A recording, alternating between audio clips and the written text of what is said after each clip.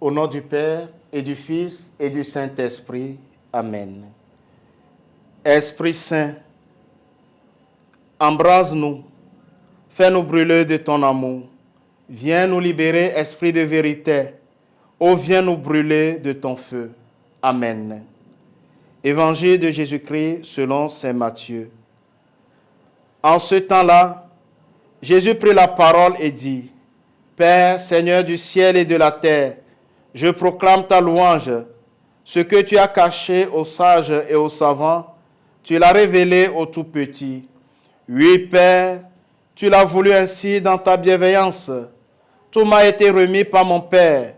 Personne ne connaît le Fils sinon le Père, et personne ne connaît le Père sinon le Fils, et celui à qui le Fils veut le révéler. Venez à moi, vous tous qui peinez sous le poids du fardeau, et moi je vous procurerai le repos. Prenez sur vous mon joug, devenez mes disciples, car je suis doux et humble de cœur, et vous trouverez le repos pour votre âme. Oui, mon joug est facile à porter et mon fardeau léger. Acclamons la parole de Dieu. Bien-aimés dans le Seigneur, en ce dimanche 9 juillet 2023, 14e dimanche du temps ordinaire, année A, le Seigneur nous invite à accepter notre croix comme une école d'amour et d'humilité. Pour accueillir Jésus tel qu'il est, tel qu'il se donne, il faut accepter de porter son joug. Jésus prie pour nous. Dans sa louange, qui est appréciation sans mesure de Dieu et de tout ce qu'il fait, Jésus rétablit à chacun la relation blessée à Dieu, à son prochain, à soi-même. En effet, le péché nous avait rendu le monde qui nous entoure étranger, portant en nous-mêmes une profonde fracture. Par sa prière, Jésus nous familiarise à nouveau avec ce monde. Jésus nous dévoile en ce dimanche un mystère de vie de famille, reflet de la communion trinitaire d'amour.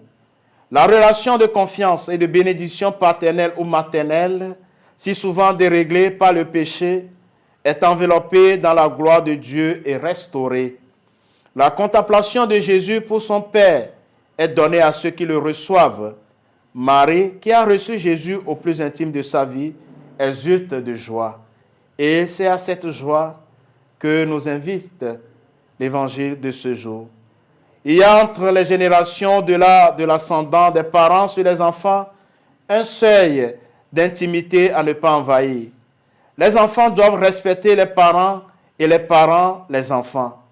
Un comportement trop autoritaire ou trop absent, un amour trop froid ou trop inventif, voire possessif, peut conduire au rejet intérieur ou extérieur.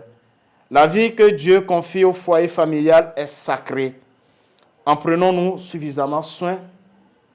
Jésus nous convoque à son école, qui n'est pas à intégrer ce concours et ne conduit pas à des diplômes du monde.